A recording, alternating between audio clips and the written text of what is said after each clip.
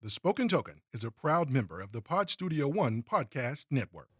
Hello, everyone. This is Future Larry once again with some more show corrections. This time, only I got in on the fun. I just wanted to make a correction. I misspoke a name. I got the company name correct, but I did misspeak the name. The name is Andrew Navarro, and of course, the rest of the team members are Andrew Fisher and Evan Simonette, and they are at Earthborn Games. We talk about Earthborn Games and their podcast during the episode, and I misspoke on Andrew's first name, Andrew Navarro. So I just wanted to make sure we make that correction. Also, Fantastic Factories is an engine builder, not a dungeon builder.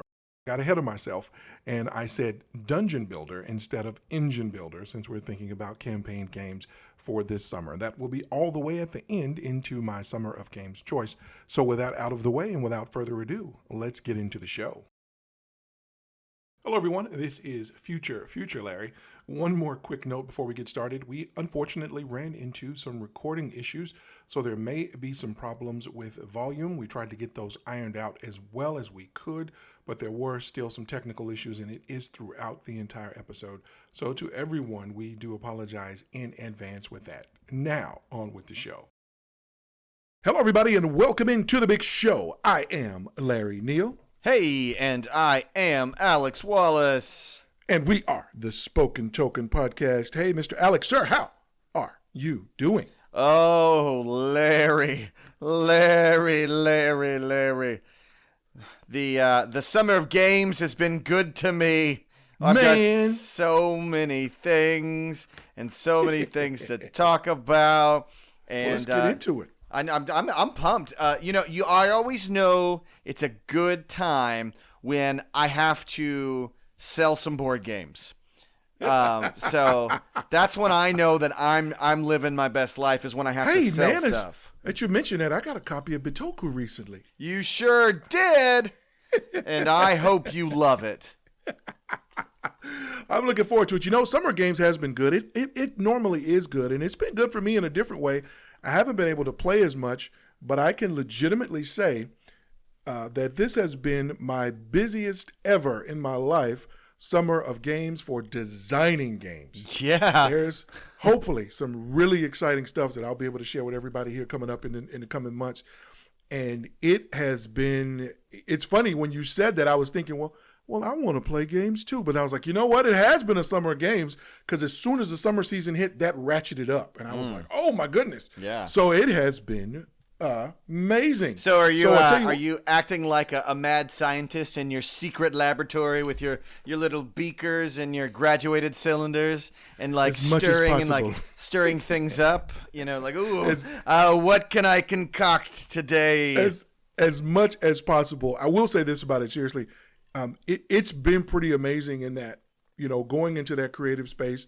I've been there before, obviously being there now, you know, full time and being around creative people and you yourself included, man, just the difference that I now feel when I go in and I'm sitting down and I'm dealing with someone creative, we're doing a creative product, just the energy that I get from you guys is so much more appreciated.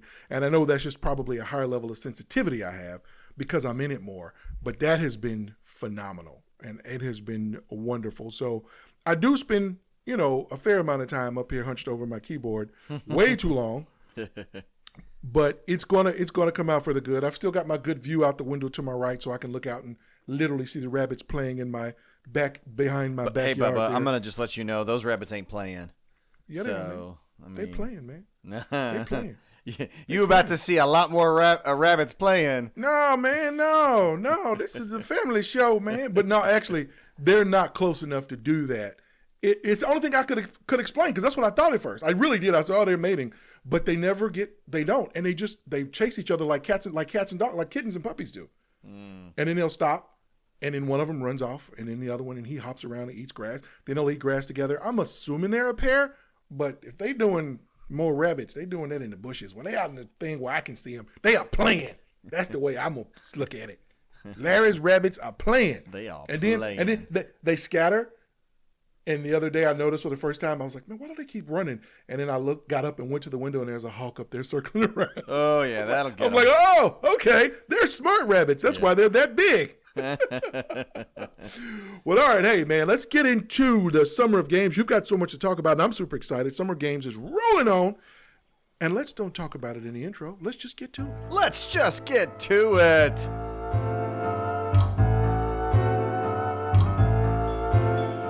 Hello, everyone, and welcome into the Spoken Token Podcast, episode number 113. This time, Larry and Alex continue with the Summer of Games 2022 edition. New games from crowdfunding are discussed, Alex recounts his game retreat, and we get a first look at Stars of Akarios. And don't forget, the Summer of Games Go Get This Game Now choice by both hosts later on in the show. All this, plus a whole lot more. So, sit back, relax, get out the sparklers, and turn us up as we join your hosts, Alex Wallace and Larry Neal.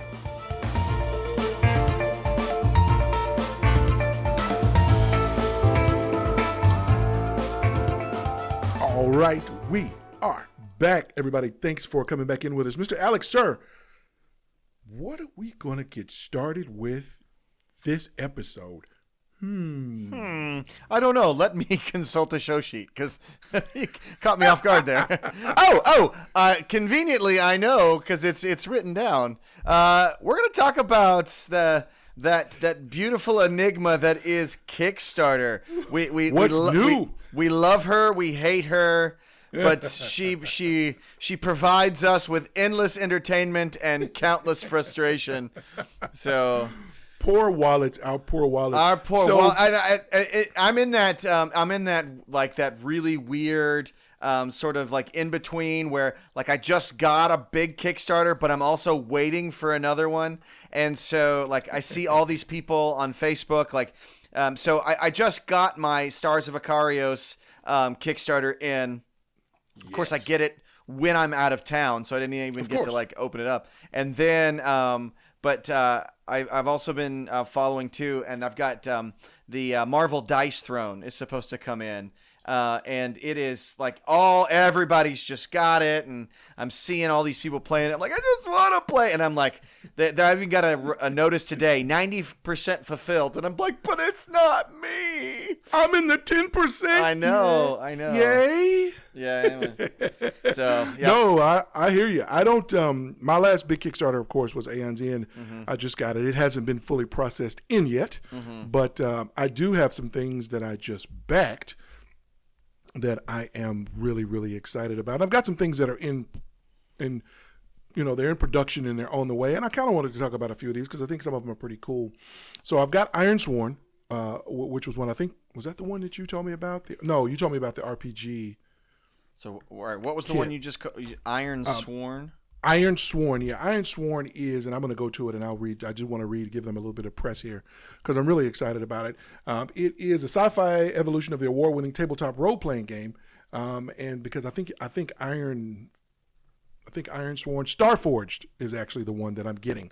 Ironsworn, I think, is the original name. I'm getting Starforged, which of course is that in space.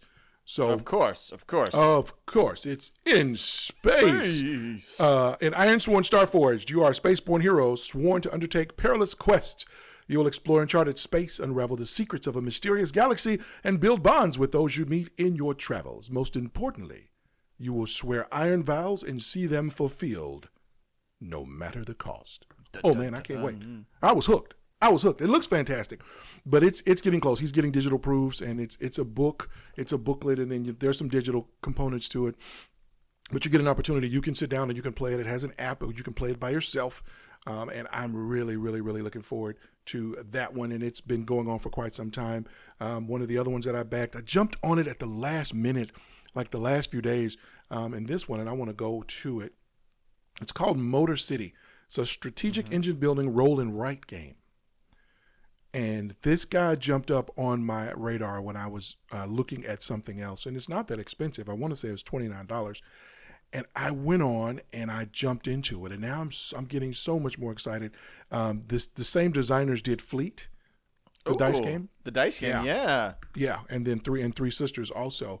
And this is kind of like their next move on that, but it's Motor City. It's about cars, and it's a roll and write, and it's obviously Detroit.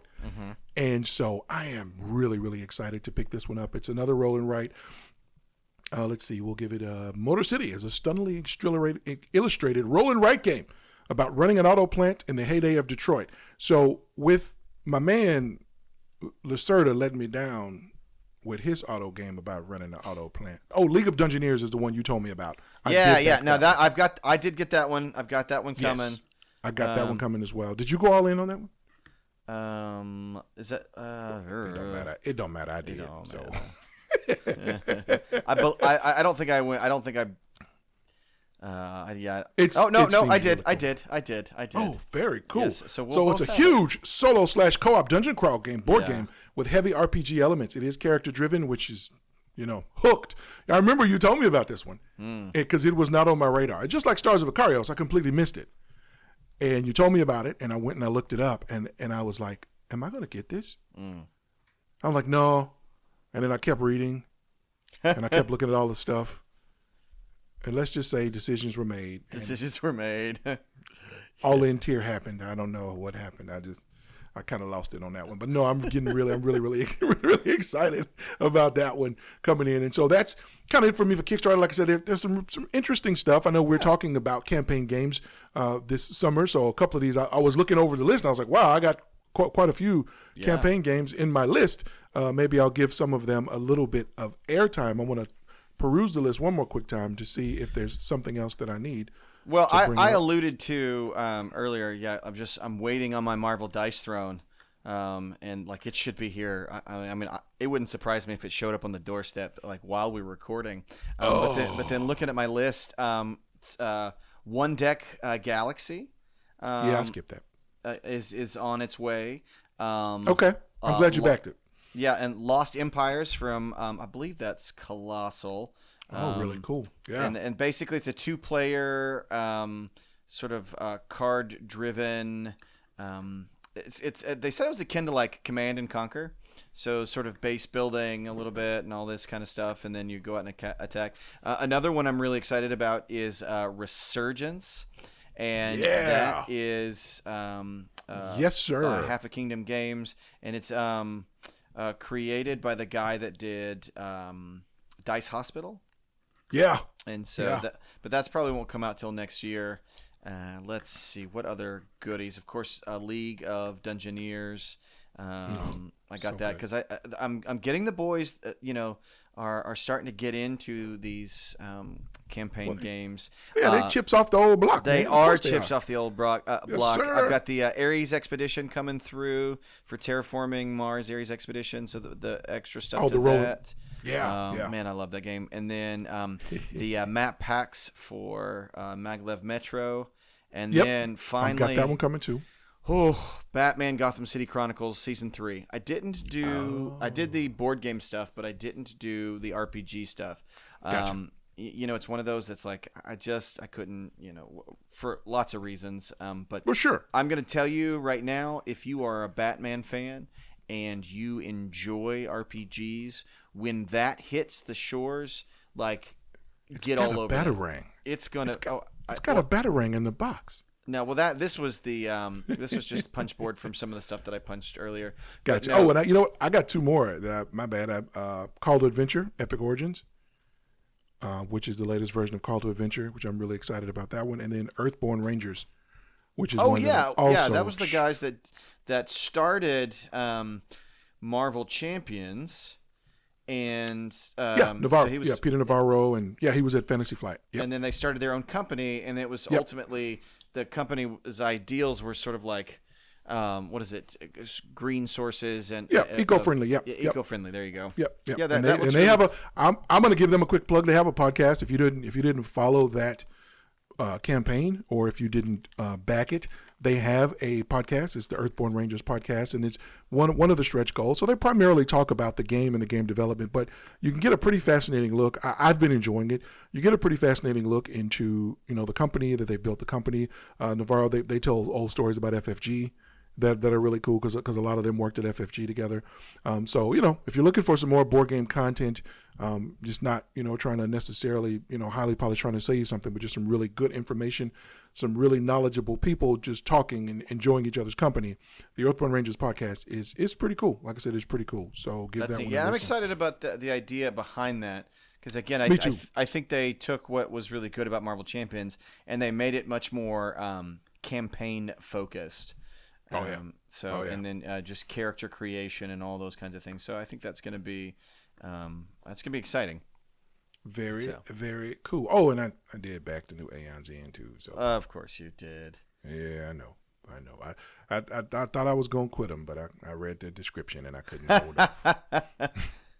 and I laughed. I immediately went and looked at the big box of Aeon's End Wave 1 stuff sitting on my table now that hasn't been processed in yet, thinking, I really do love this game. Got a lot of it. I'm excited, though. I'm looking forward to playing what I have, and what they have coming sounds pretty neat. It's a past and future. So half the mages, half the setting is way in the past, half of it is way in the future. So it's pretty cool. All right, well, cool. Pretty cool stuff. So yeah, so we've got Kickstarter stuff. That's what we're expecting and or what we've just received. So that's what's new with Kickstarter. Well, at least what's new with us. I think it's a good idea that it sounds like you and I don't need to see what actually is on Kickstarter right now. No, we really don't. Yeah, we need to avoid that. Yes, so, my never going to Kickstarter has helped me ratchet up my not buying stuff on Kickstarter to 100%. It is helpful, isn't it? Yeah, it has helped. It has helped. Because I mean, there's not a Cyberpunk 2077 Gangs of Night City from CMON. I'm going to tell you to stop now because I can't actually reach over and punch you in the eye. So please stop. There's not an Arkham Asylum Files, which is basically an augmented reality puzzle game about Harley Quinn. Oh, I'm good with that, dude. Or you said puzzle game, so I'm good. That's true. That's a good point. I'm good. Thanks. You have. Woo! I knew you had my back, brother. I got your back too, man. Woo! No you have my back. Games. Well, all right, sir. Well, let us take just a 3-game collection by Phil Walker Harding. Oh man. So yeah, we're going to the break. Are you sure? You want me to keep going? You've got Positive. You've got Septima, which is from Mind Clash, the people that do Anachrony. I know who they are. And what about Skyrise from Roxley? They weren't that far from us either. Oh, really? Mind Clash was at Origins? Mm-hmm. Oh yeah, yeah. They weren't that far. I walked past them every morning on purpose. I would do that. It was pretty cool. All right, let's go to the break.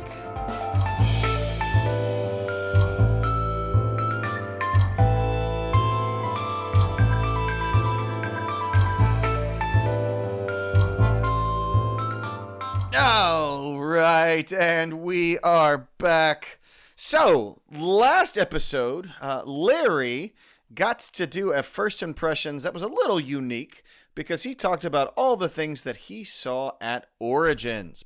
Well, I did not get to go to Origins, but my consolation prize was my incredibly amazing wife allowed me and 2 other friends to go on a 4-day board game retreat where we did nothing but play games and eat food. Like we went outside of getting into the car or like out of the car with our luggage. We went outside one time in 4 days. We over the course of those 4 days, we played 16 games. 15 of those, so we played one game twice. And I'll get into that, but and in those 16 games, I actually played 5 new games for the first time, and I really want to just kind of go over my list, just let people know like what I played. Not because I think what I played is interesting, but the things that I did play, especially that were new. I want to give a quick like first impression. Also, there were a couple of games that I played for not the first time that helped me make kind of create a definitive understanding of that game. And I want to kind of say that. First, let me talk about the games that I had played before and that we got to the table, did my mind change? And for 2 of them, yes. So first, there's a game called Lockup. And that is in the role player universe. Let's see. It is designed by Krodonsky, and but basically what you're in a prison, and it's not a bluffing game. Ultimately, you have it's ultimately an area control game. It's as its base understanding. But what you have is you have these 6 different locations on the board, and then you're playing your gang, your prison gang. They're all numbered 1 to 5, and you're playing them there. And then whoever has the most power in each of the particular places gets to take that action. I played it once at 2-player, and I wasn't really fascinated with it. We played it at 3-player, and I'm telling you, that game just sung.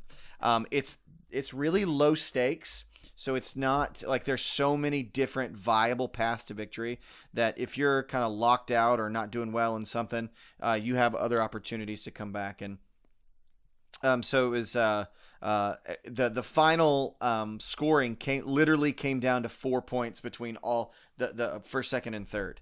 First place won by 1 point. Third place lost by 3 points. And so it was such a fun game. So that was a game that I had played before that I didn't necessarily have a high opinion on, but then it changed for me, and I just really, really enjoyed it. Now, the game for me that I played twice, actually, just to solidify my opinion of it, that my opinion sort of soured on, was Ark Nova. I have determined that Ark Nova is not a game for me. Oh, buddy. Now, Ark Nova is a wonderfully and gorgeously presented game. And let me tell you, it is designed to the edges. I mean, there's so many really great things in it. But it is a game of micro optimization and pivoting. And I just don't have the capacity to do that. So we played it one time with the 2 guys that I was with the first time, and we played for 3 hours because it just took a while to really get going. But it was very clear within the first hour I was out. I wasn't getting any traction whatsoever. And man, those next 2 hours were just tough. But both of them were really engaged, and they were very competitive.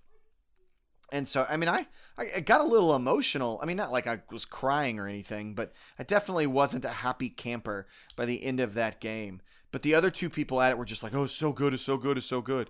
Well, then the next day I was like, we had talked about it. We really processed our thoughts on it. And I said, you know what? Let's play it again. Let's play it again. And within an hour, one person was so far ahead of both of us that we were both like, yeah, let's pack it up, because it's a foregone conclusion at this point. And it solidified my impression of that game. And ultimately, so what I want to say is, if you like a very, very involved puzzle, then Ark Nova is for you, because that's what it ultimately is. Ark Nova is you are given every turn, how can I puzzle out the best turn to optimize what I have or pivot? And so for me, I'm a tunnel vision type of guy. I don't like having a lot of options. And Ark Nova is all about options, and they're not all good options, but it doesn't tell you which option is good. Now some of people, I can just see oh, that's what I love. I want this. And just, it was like, this is not for me. This is not for me. And I'll give you one guess to who absolutely adored it and walked away from that weekend with my copy of Ark Nova. Larry? Dave? Oh, yes. Oh, so our friend Dave just, he looked at me 4 or 5 times and was just like, I love this game. I love this game. And even one more, the last morning, he was up early before everyone else. He was playing it solo. And it just, which I was so happy that he fell in love with it. But ultimately, I was just like, this is a game that if someone says, hey, let's play, sure, great. But I'm like, I will never choose to pull this out of my collection and say, hey, let's play this. And so at that point, I was like, you know what? I got to let's do something else with that. So I turned Ark Nova into more content for Batman Gotham City Chronicles, which we did play. And I just reaffirmed my love for that while we were this weekend. It's such a great game. I'm so excited. All right, so new games to me. I played the Roll and Write Corinth from Days of Wonder. So this one is it is Days of Wonder's only Roll and Write, and but it's designed by Sebastian Pachon. I want to say it's a re-implementation of let's see, what's the name of the game of Isfahan. So it's another game, but it was absolutely delightful. Very cool. Absolutely delightful. Really clean, really simple, and I just really enjoyed it. I highly recommend it. So basically, you have, I believe, 9 white dice. You roll them, then you assign them to a track based on their value in ascending order in groups. And then wherever they are, so let's say if you rolled, 3 1s, 3 2s, and 3 3s, you start at the bottom. Actually, you take the highest numbers and you put them at the very top, and those are in the gold section. So the numbers just tell you how to group them, but where they are placed on a particular track, again in ascending order, is the action you get to take and how much. And so it's just it's a really simple roll and write, but it was good, clean, not a lot of like super deep strategy. It was just one of those it was a great group game because everybody was able to do something on everyone else's turn. It's what I really enjoy about roll and writes. So yeah, that one was a big surprise for me. For such a small game, it's not asking you to do a lot, but I still was engaged the whole time and made, every turn felt meaningful. So I really enjoyed it, and I'm excited to share that one with my family. Like that's one that I feel like I could bring out to any crowd, and from your serious gamers to your low key game, like your novice gamers, and everybody. Right. And would that's be able what's to important. that. I mean, yeah. Yes. All right. And so the next new game that I got to play was a game called Dungeon Drop. Okay. So this game is designed by Scott R. Smith, and it's published by Phase Shift Games. This game is anyone who suffers from OCD and or any type of stimulus overload. This is not the game for you. You are literally taking 40 or 50 plastic cubes, Nice. Dropping them on a table, and then creating triangles with a particular color to rope in everything that's in the middle of it. At first, I was like, what is this madness? But then by the end of it, I was like, oh, wow, what a clever idea. Pretty cool, yeah. Yeah, it was a great little filler game. It was kind of the last game we played on the first night, and it didn't take a lot of brain power. It was a bit there are a lot of stimuli because you're seeing all these shiny things. But there's a cool little just like puzzle idea of it, because you're just like, how do I maximize the amount of stuff I can get? So it was a good little, the decision making was fun and worthwhile. Nice. So that's Dungeon Drop. Then we moved to the next day, and I played Moonrakers for the first time. Very cool. So, yes. And I knew Austin had a copy, yeah. Yes, we got to play that. And I just want to give a shout out to the group over at, is it 4 Games or is it IV Games? Good question. Let's find out. It's IV because it's IV Games. So they're located out of Nashville, and they are a smaller company, but they produced this game to the nines. Absolutely. It was like the art, the quality of the components, all of this. But ultimately, it is a deck builder. that has a little bit of social negotiation in it. And then it has card play that is very similar to Dominion. You start with one action, and then from that action, you have to combo into all of the cards that you are looking for to defeat a particular mission. And that's where the social negotiation comes in, is like, hey, Larry, I don't really think that I can beat this on my own. Would you be willing to go in with me, and I'll share a reward? Yeah, exactly. And so, wait, hold on. Share the reward. 90-10, me, you. Yeah, exactly. And so, but then, once you do that, the reward, you draw cards, you add cards to your deck, you add pilots, you add ship pieces to your unique ship.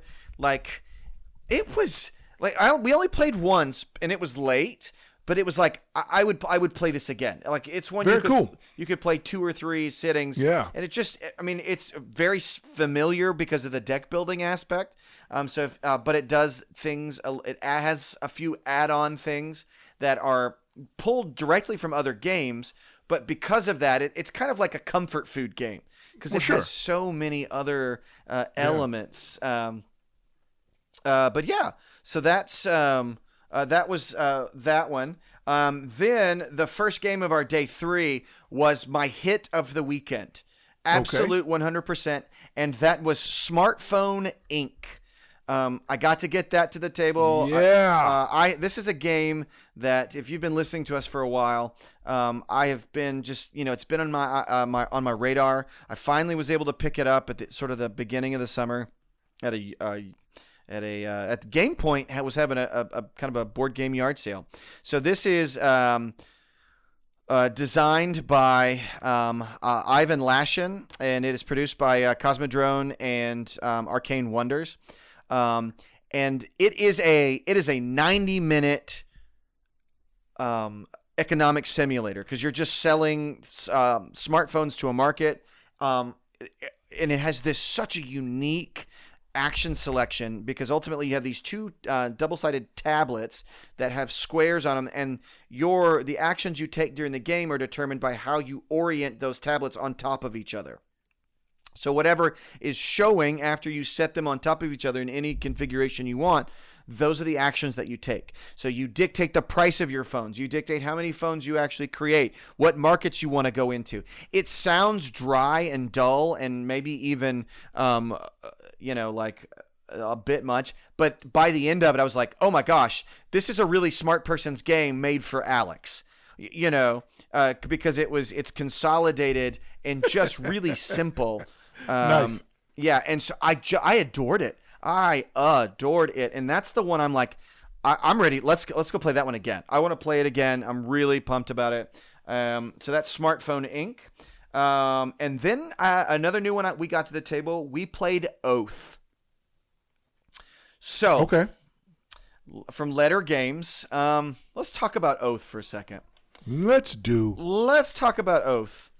All right, number 1, it's beautiful. It's absolutely beautiful, and it's Cole Wirrell. So Worley, that's it, Worley, yeah. And he's the same guy that I believe he did Root. He did just about everything. Yeah, he did Root, PAX Premiere, and then he's got a new one out too. What is it, Arcs? Is that right? Yeah, Arcs. I believe so, yes. Is their new one that just came out? Yep. Okay, so let's talk about Oath.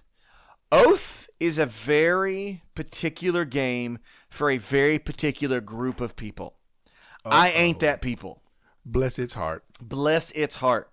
Whose copy was it? It was Dave's. Oh, okay. It'll be fine. Yeah, okay. it'll be fine. The one compelling thing that it does have going for it is that it is it's a legacy game, in that the kingdom, when you're done with it, like, depending on who wins, there's a save system that dictates how you start the game for the next round.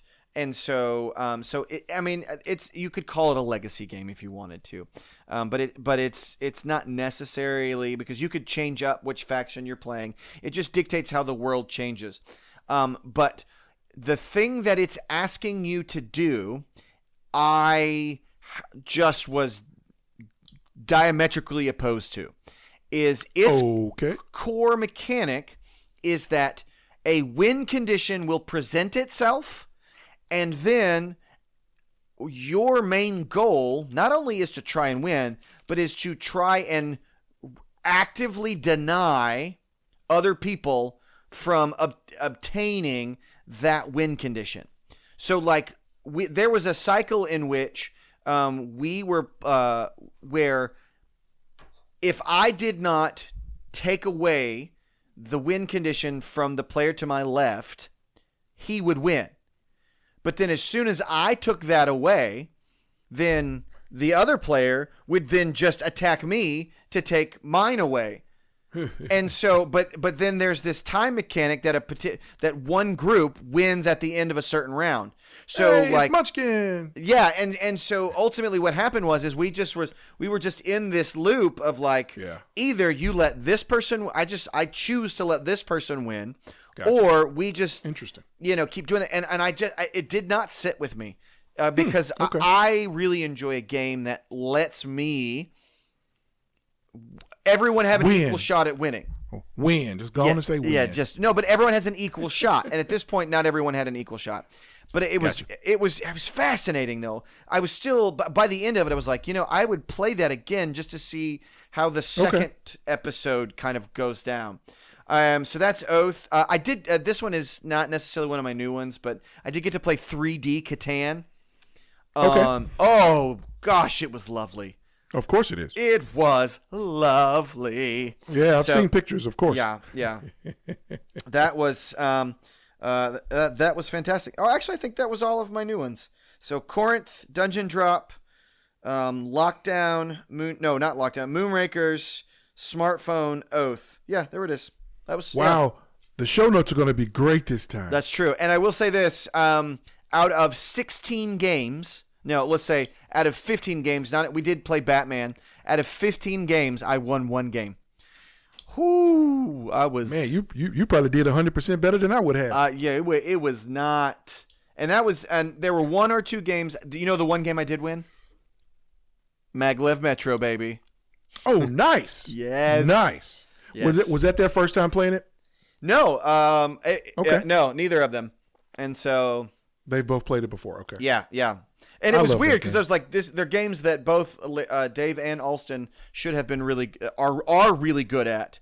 And they were like, I don't get this. And I'm like, oh, well, you're just doing, but it was interesting. But yeah, no, they nice. Demolished me on 85% of the other games. It wasn't even close. That's funny. I was literally just the dummy player, literally, and we're all forms of that. Well, that's why I wasn't there, because they didn't need two of those. That's right. They didn't need dummies. So right. Well, cool. All right. Well, that was a wealth of information. But again, I thought these are a lot of these aren't new games. They're just new to us, and it's sort of and that topic kind of segues into the next. So we'll skip the break again, and we'll jump right into the next segment, which is we're going to do what we like to call summer school. And this one was first brought up last year during Summer of Games. Well, Summer of Games 4, actually. But what it is we want to talk about some things maybe that you would do gaming-wise in the summertime that may be a little different when you've got some time off, you've got the family, you've got the kids are going to be together maybe a little bit longer, or maybe you're going to visit. Of course, one of the top things on that list is travel. Obviously, you may be traveling with games. So you want to make sure you want to think about how you take your games. Are you taking them in the original boxes? Do you have a quiver? Are you using plain old boxes? You may want to look at packing system that will let you pack more than one game, or at the very least protect them, hopefully, while you travel. But then also, too, just the types of things that you do. I know, Alex, you and the boys have been playing quite a bit, and I know that's just been great to see. Just talk about a little bit about how maybe you guys are using it to help break up the day and help keep those guys engaged and keep them from tearing the house up. Oh, yeah. So typically, I said at the top of the show, I got my copy of Stars of Akarios. So that's kind of that's sort of like a highlight of the day is like we set it up, and the kids we've actually instituted they have a chart that they have to do in the mornings just to kind of they self-motivated all that and move through their chores and through some just personal growth and all that kind of stuff. But once they do that, it's already set out on our gaming table, so they can kind of see it and build a little bit of excitement about it. That's fantastic. And then we play a scenario, there's something to be said about setting a game out early in the morning for it to be seen, so that for a family, like, they are able to anticipate the gaming event. Yeah, and then you can actually use it as a motivator of like, hey, if you'll go and make sure your room is clean, or make sure you've done your worked on your summer reading, or XYZ, then it's like, okay, and then you can reward them at the appropriate time by saying, now let's just get right into it. Yeah, I love it. No, I love it. So that's something that especially with this summer, with our focus on campaign games, it's been really cool. It's just putting some of the bigger continual things out, right? Just to encourage the boys of like, okay, this is what you have to look forward to. I love it. And I was going to say that putting out the games early, for me, it's been kind of a must. And of course, I don't have a lot of people in here on a regular basis, but I mean that's what it is for me. I mean, it's the same thing even for me, and I'm the one sitting it out, but I'll try to sit it out. Like, I've got Sword and Sorcery set up now to do our summer playthrough. I don't have an update this time because I just did the early tutorial mission just to get back into it. And really not even that. I was just reading it and setting it up and going through a couple of turns just to try to figure out and get back into the crunchiness of those turns, which I absolutely forgot how much I adore them. But it's the same way for me. I mean, when I go in the den and they're in the room now with the games, man, and half the top is off, and that's where Sword and Sorcery is sitting. It's such a good and a visual cue to build anticipation. It's like, oh, if I can get this stuff finished and I can get work finished and get the laundry done, I got to go to the grocery store. But when I get back, I just get to come in here, sit down, start rolling dice and killing monsters. So that I can attest to, even for me, is a fantastic thing to do. One of the other things too, just kind of building off of building the game, is depending on where you have your games set up, maybe you put them in a closer place. Like, I know, like for my sister's house, basically their games are generally in a closet. She's got a really nice closet in her bonus room, and the games it's like another room in there, really. And there's shelves in there, and that's where they keep most of their games. But whenever we do holiday stuff, and for us it's not just summer but holidays, the games that we think we're going to play, they sit them out. There's a table in her landing upstairs, and the games are out where you can see them, in a neat pile. They're not just, of course, strewn about. But just getting the games to a place, like you said, just even if you're not setting it up on the table, maybe you don't have a game table where you can set them up. Just get them out. Just get the games out if you have them in the closet, if they're not in shelves that are open all the time, and just say, hey, this is a activity. This is a thing that we plan to do, that again helps create motivation and maybe even motivate yourself. Because let's face it, sometimes adulting is not very fun. Absolutely. It's just not, and you want to play, but work didn't go where you wanted to. Traffic was that weird thing, and then something crazy happened with the car, and it's like the last thing you want to do is play. But sometimes you need that motivation too, as the adult, to be like, you know what, I am going to play Bitoku tonight. I am going to play Bitoku right now. Well, if you're going to do that, I'm going to go ahead and tell you right now, you need about good 45 minutes to set that game up. Love it. Oh, I know. I opened the box. Plus, it's super heavy. So many beautiful bits in that box. So many. It really doesn't take 45 minutes to set up. But your first playthrough, especially, solo, give yourself a good 2-3 hours. Because it's a Turksy, right? His solo. Yeah. It doesn't surprise me. He's on the box. Yeah, but he's on the box, and he didn't. I'm gonna just tell you, so. Listen, that game is. There are so many things that game says. Here, try this. Does it really matter? I don't know, but you can do it. Right. So. I love it. No, I'm looking forward to it. I'm looking because you and I have different schools of thought on that particular issue. So no, I'm looking forward to it. Yeah. From that particular standpoint. But just the last thing I wanted to talk about too, in this, getting ready summer school, take a trip. If on your trips, if you're going on the trips, if you're on the road, make sure you go buy an FLGS. If you don't have one, or even if you do, wherever you go, whether you're going to see, families, in-laws, whether you're going to the beach somewhere, check and see if you're sitting around in the hotel room or you're in the car you're on the way, or even when you're planning and you're thinking, okay, what's some of the things that we're going to do? We'll do the beach, we'll do the amusement park, whatever you want to go. If you can, if you're listening to us, by all means, look for the FLGSs and go visit an FLGS that's new to you. You're going to, support them, pick up a little something, even if it's a pack of sleeves, even if it's an expansion to something, whatever it is, support them if you can. You'll feel good about that. Plus that helps. But it's just such a wonderful immersion into the culture.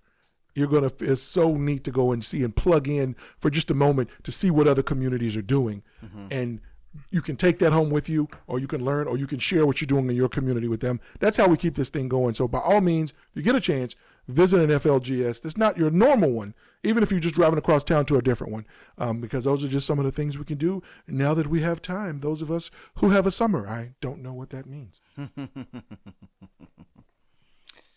Haven't had a summer break since... I was going to say the year, but I'm not going to say the year. Since I graduated high school. Oh, trust me, with my children, it's not a break. It is just a different season.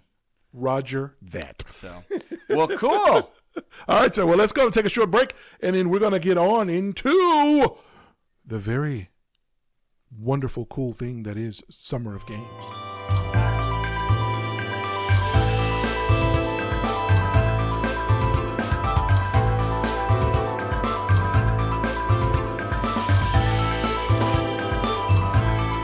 We are back. It is time for our Summer of Games game choice. Starting next episode, I will have more of an update on my Sword and Sorcery playthrough, and Alex will probably have regale us with some tales from the games that he's playing. Yeah. And so just to remind people, and last episode I said I was going to play through some Lord of the Rings, the card game, but also now that Stars of Akarios is here, yes!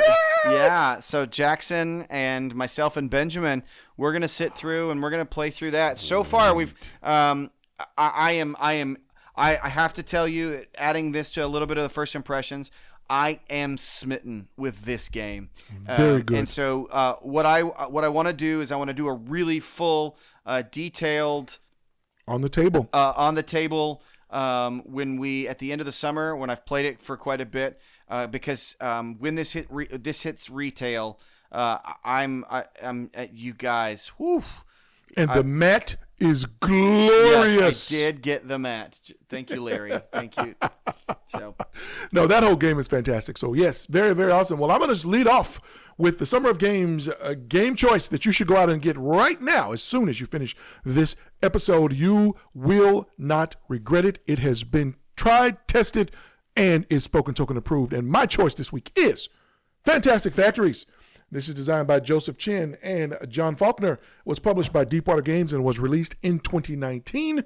Recently, I got the Kickstarter back, and so I have it and all of its expansions. It's such a fun little game. It's beautiful, colorful art. It's a cute little, wonderful little dungeon builder. You can sink your teeth in as deep as you want. If you've got younger gamers, you can ease them into it. You can easily pull up and still give them a good time. And have just a blast with it. And then the expansions do what most expansions should do, but not a lot of them do, and that is adds more really good content without really, really going crazy over the top with new mechanics. It does have a couple, but it doesn't overload on them. So that is a fantastic, fun game. You will not regret it.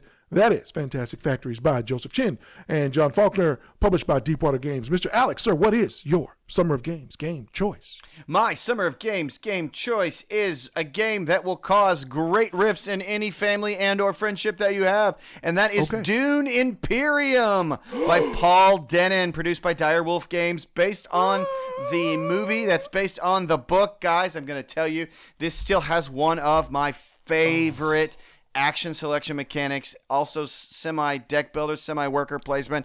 This game is... I got House of X for my birthday. Did you really? Oh, my goodness. We played it this weekend as well, and I lost horribly. Fantastic. I lost horribly, but it is still such a... It's so game. good. I don't care how bad I do. The game is just so good.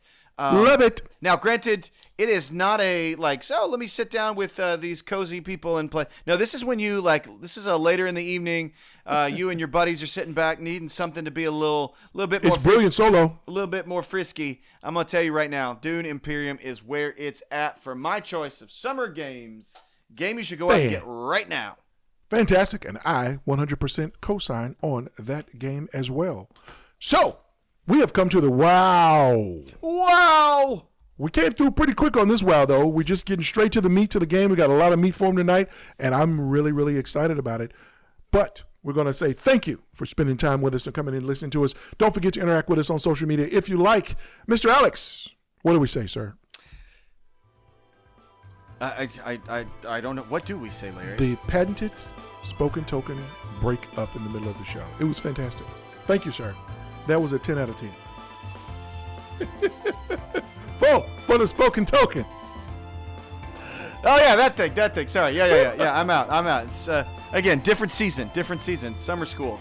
All right, for the spoken token, I am Alex Wallace saying, keep playing.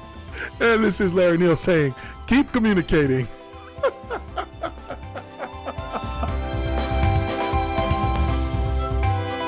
This has been the Spoken Token Podcast. If you would like to interact with us, please find us at Facebook at The Spoken Token, on Instagram at The Spoken Token Podcast. Our Twitter account is at The Spoken Token. Email is thespokentokenpodcast@gmail.com. And our BGG guild number is 2656. You are listening to a Pod Studio One Podcast Network podcast. Find more great podcasts at www.podstudio1.com.